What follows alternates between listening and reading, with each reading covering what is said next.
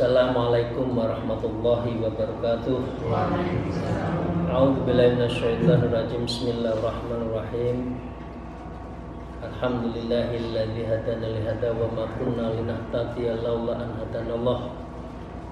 Asyhadu an la ilaha illallah wahdahu la syarikalah wa asyhadu anna Muhammadan abduhu wa rasuluh.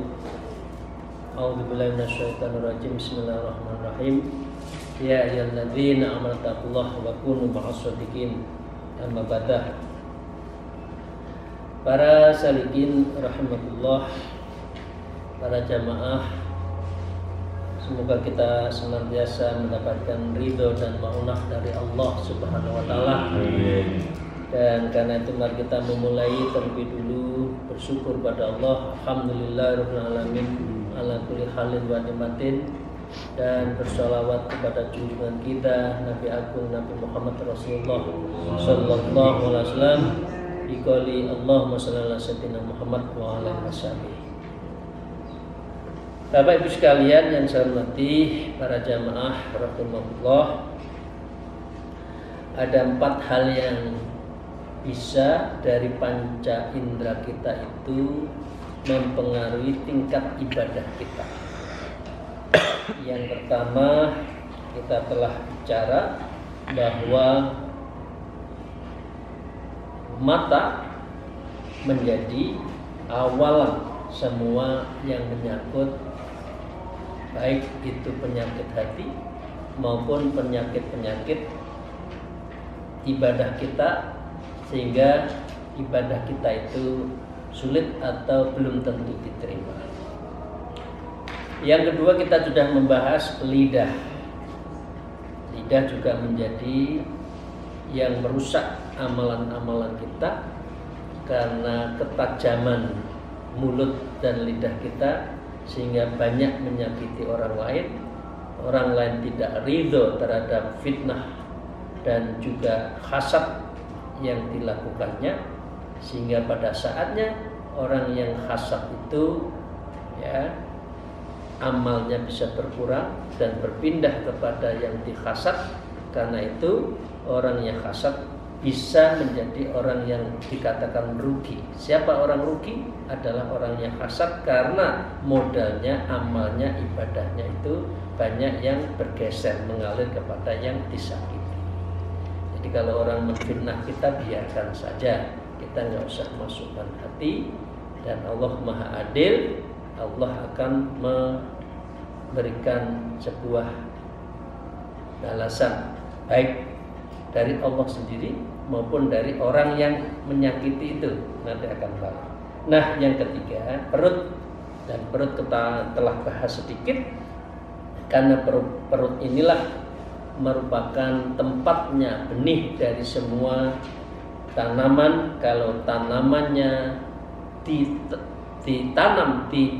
kalau benih itu ditanam di dalam lahan yang subur, artinya perut kita bagus, insya Allah amalan-amalan kita juga akan bagus. Satu kesimpulan kemarin, kalau yang masuk di dalam perut kita itu banyak yang haram, ibadah yang wajib itu malas.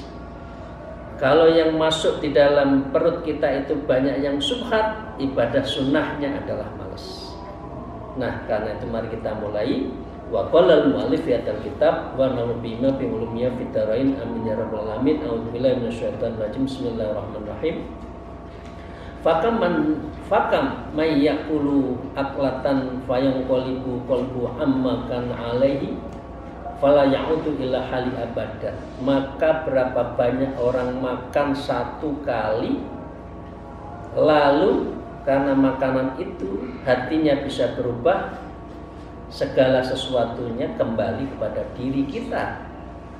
Fala ya'udu ila halihi abadan, lalu tidak bisa mengembalikan kondisinya semua. Jadi amalan-amalan kita yang baik, karena ada di dalam diri kita makanan yang tidak halal, artinya yang haram, itu bisa mempengaruhi terhadap kondisi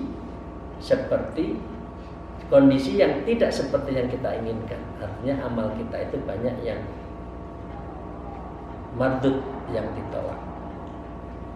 Wa kam min aqlihi haramat qiyamal lailatin wa kam min nadratin mana'at qira'ata suratin. Dan berapa juga banyak karena makanan kita haram itu, apa yang kita lakukan, niat kita untuk sholat malam itu menghambat.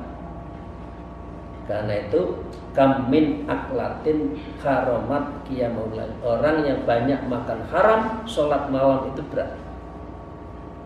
Ya, saya tidak ingin menilai diri kita sendiri ya, tapi kita introspeksi.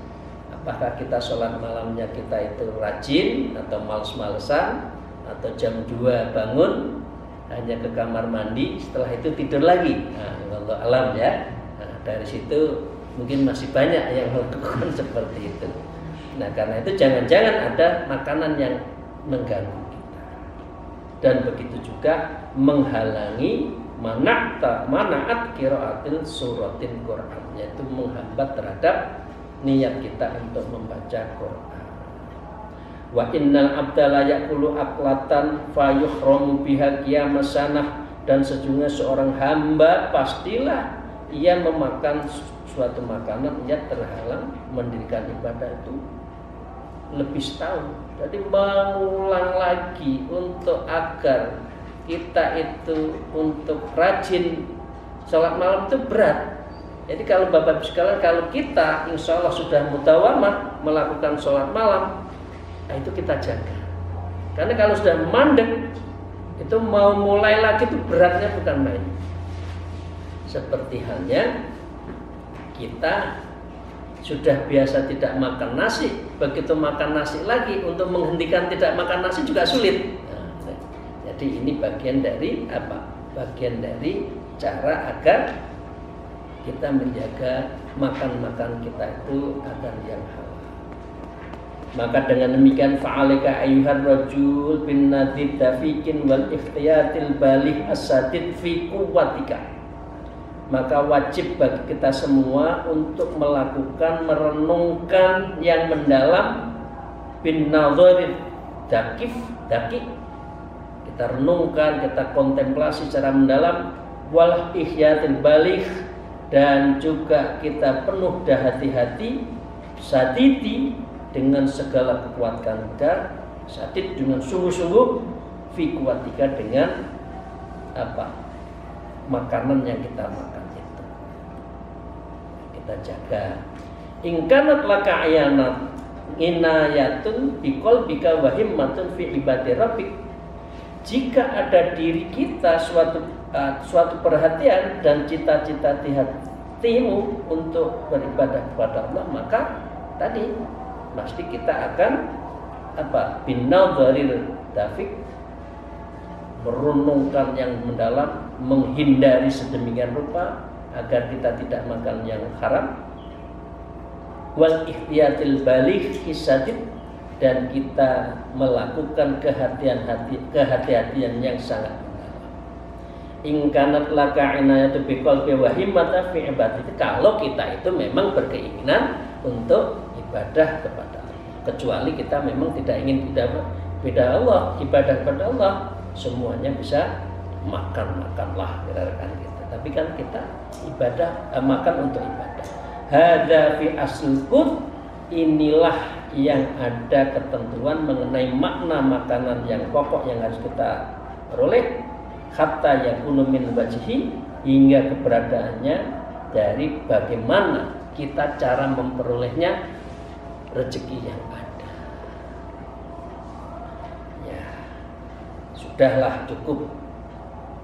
Bagi yang masih rezeki bohong sana bohong sini, nekan sana nekan sini, janjiin sono, janjiin sini, saya bantu ya, belum tentu bantuannya diterima, tapi sudah menerima amplop lebih dulu. Nah ini astagfirullahaladzim, ini haram.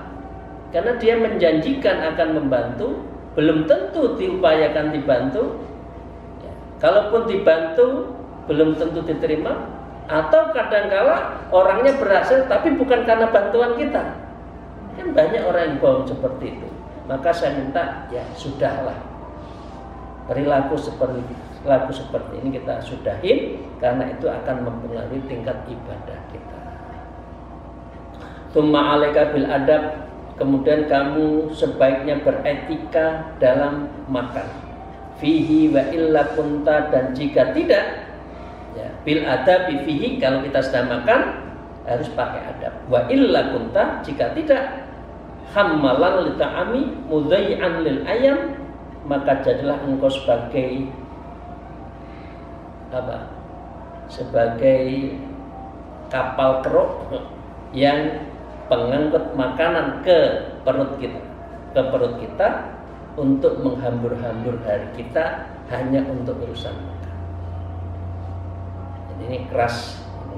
Imam Ghazali mengatakan kalau kita tidak memikirkan makna makanan itu, ibaratnya kita itu kapal keruk atau kontainer yang membawa makanan untuk dimasukkan di perut kita, untuk dibuang ke WC kita, dan itu kita hamburkan waktu kita itu hanya untuk urusan makan. Nah, karena itu secukupnya. Idh qad alimna yakinan, sebab sungguh kami mengetahui dan yakin. Imam Ghazali mengatakan seperti itu. Bal ru'ayna iyanan anna ibadah la yaji'u minha syai'un idzam tala'al batn. Ya. Bahkan kami melihat langsung. Bal ru'ayna iyanan, Imam Ghazali mempraktekkan. Imam Ghazali itu satu tempatnya ketika merenung itu di pojok depan kiri masjid, di Masjid Aqsa. 1 tahun yang lalu saya berkesempatan ziarah ke Masjidil Aqsa, dan saya riyadhah berdoa di Imam Ghazali di pojok kiri, karena itu di situ disebut dengan ruang Imam Ghazali. Nah, jadi nulis kitabnya buahnya itu dibuat di situ. Jadi kalau ibu kalau mau umroh sebaiknya plus Masjidil Aqsa. Itu kayaknya lengkap, karena itu menjadi bagian dari sejarah. Ya, subhanalladzi asra bi 'abdil laila minal masjidil haram ilal masjidil aqsa. Nah, ini ya. Beliau melihat seperti itu.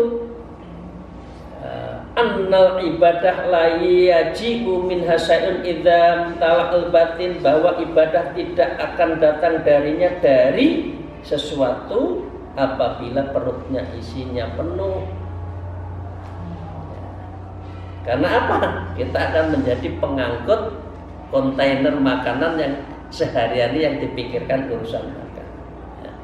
Wa in akrahtan nafsa ala dzalik, dan jika engkau memaksikan dirimu atas itu, ya, wajahatta biduru bil khiyalin, dan engkau berjuang dengan berbagai macam strategi, fala yakunu lital kal ibadah ladzatun wala khalawah. Kalau kita urusan hidup makan, maaf ya, maka dengan keberadaan kita, fala yakunu lital kal ibadah kita itu ya, tidak ada ladzatul ibadah wala khalawah, dan tidak ada manisnya beribadah. Jadi kalau kemarin ada pertanyaan, ibadah kita kok belum khusyuk apa ya? Mungkin artinya belum. Maaf, izinkan, jangan-jangan ada residu dalam diri kita, makanan yang masih belum tidak halal, itulah. Jadi itu sangat mempengaruhi. Imam Ghazali mengatakan seperti itu, walidzalika qila, maka seperti yang dikatakan, la tatma' fi khalawati wal ibadah ma'a kastul aql, jangan engkau berambisi terhadap manisnya ibadah kalau dirimu banyak makan. Jadi kalau orang gemuk, tidurnya enak, ngoroknya keras, dibangunkan sulit. Benar enggak ya? Saya tidak tahu ini. Ada juga yang kurus tidur terus. Alasannya lagi puasa. Tidurnya orang puasa ibadah. Ini Ramadan ini revolusi obralnya, ganjarannya Allah kok tidur belakang. Zikir, baca Quran. Wa ayyu nurun fi nafsi bila ibadah, dan gimana kamu itu akan minta nur cahaya di dalam dirimu fil qalbi asraqal fil qalbi kalau kita itu banyak makan. Wa ayyu nurin fi nafsi bila ibadah, enggak mungkin perut kita penuh kok, gimana dari perut memancarkan di ya ini sudah pada makomnya Latifatul Akhfa ya. Sudah di sanubari kan, gimana sanubarimu akan bercahaya kalau isinya makan terus. Wa fi iyati biladatin wal khalawah, dan bagaimana ibadahmu itu akan merasakan tentang lezat dan manisnya ibadah karena kita keberatan urusan makanan. Walihadal makna qala Ibrahim Adham, dan ini juga diriwayatkan oleh Ibrahim Ibnu Adham, beliau berkata, ya, sohibtu aktsara rijalir ta'ala fi Jabal Libanon. Saya banyak berkawan dengan orang-orang yang pilihan, dan pilihannya itu lebih banyak khalwatnya itu di Gunung Libanon. Libanon itu satu kota yang orang harus politik identitas. Ya, kalau di sini politik identitas dilarang, tidak pas. Kalau di sana itu justru orang harus punya politik identitas. Bahkan apa? Bahkan kaplengnya itu, kapleng atau daerah klasternya itu klaster yang ini Sunni, ini Syiah, ini Kristen, ini Druze, ini Protestan, itu dikapling-kapling daerah-daerah ini desa Kristen, desa itu. Dan di sana relatif lebih stabil karena pasti perdana menterinya dari Islam Sunni, ya, presidennya itu tadi presidennya dari Islam Sunni, perdana menterinya Islam Syiah, nanti kepolisian negaranya dari Druze dan sebagainya. Tapi memang di sana memang diberlakukan politik identitas. Kalau di kita kan Pancasila. Nah, saat tertentu saya ke sana. Cerita sedikit ya karena Libanon, saya cerita sana. Saya salah masuk. Saya masuk di daerah Syiah. Karena di situ ada makamnya Nabi Sis. Ketika saya masuk situ dikejar. Langsung dikasih depan, tek, Anda siapa? Saya Sunni. Saya mau ziarah ke, terus amalannya ya saya min Ahlussunnah Jamaah, ditolak. Tapi karena yang dampingi orang kedubes, ini bagian dari ziarah kebudayaan dan sejarah Islam, akhirnya diperbolehkan. Tapi sudah dicurigai karena memang Sunni Syi'i di sana agak keras. Dikira saya masuk ke daerah Syiah membawa bom, padahal baru situ Kapolrinya baru dibom saat itu. Nah, saat itu dalam 2 hari saja. Nah, dan saya ziarah ke seluruh sahabat-sahabat Rasulullah yang ada di Libanon. Setelah dari saya Cyprus, saya terbang. Cyprus itu tempatnya Syekh Hisham Al-Kabani dilahirkan, dan itulah pemimpin Naqsabandiyah yang ada di Amerika Serikat itu, yang mengislamkan banyak orang Amerika yang akhirnya Islam itu Syekh Hisham Al-Kabani wa huwa min Thariqah Naqsabandi. Jadi gerakan Naqsabandi itu gerakan internasional, dan yang mengislamkan itu rata-rata adalah pakai Thariqah. Kalau pakai syariat belaka berat, nah, gitu kan. Kalau Naqsabandi kan kalau Thariqah disentuh dengan nuraninya. Maaf ini ya Bapak Ibu sekalian, baik yang di sini maupun yang di Zoom, maaf agak nyelewat sedikit karena di sini Libanon. Nah, para wali di Libanon itu fayakunu yusinani. dan mereka itu selalu berwasiat kepadaku begini, idza raja'ta illa abna'id dunya fa'idhum bi arba'in sholin. Kalau Anda ingin menjadi sesuatu yang anak-anak kita selamat, berilah nasihat 4 hal. Boleh ya, dicatat ya. Nasihatnya para wali-wali di Gunung Libanon itu apa? Kullahum man yukthirul aqlu la yajidul ladzatul ibadah. Pertama, wahai anak-anak saya, barang siapa yang banyak makan niscaya tidak akan menemukan lezatnya ibadah. Ya, man yukthirul aqla la yajidul ladzatul ibadah. Nomor 2, wa man talaba irdha annas fala yang taduru ridha ar-rabbi. Barang siapa yang kedua, waman yanama kafiran la yajidu fi umri barokah. Barang siapa memperbanyak tidur, niscaya tidak akan mendapatkan dan menemukan keberkahan hidupnya.